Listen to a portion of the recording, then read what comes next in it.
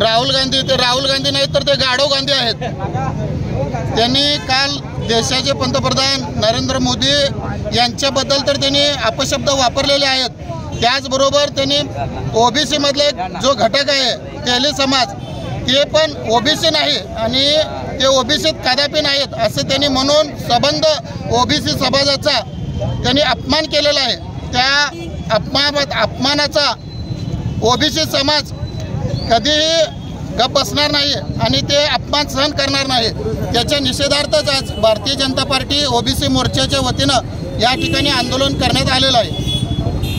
आम्ही सोलापूर शहर भाजपच्या वतीने एवढंच सांगतो राहुल गांधींना की बाबा तुम्ही संपलेल्या काँग्रेसचं तुम्ही नेतृत्व करत आहेत, तर नेतृत्व करत असताना तुम्ही राजकारण करावं। छोट्या घटकांना ओबीसी बद्दल अपशब्द वापरू नये। जर असं वापरत असाल तर तुमच्या विरोधात तीव्र आंदोलन करण्यात येईल।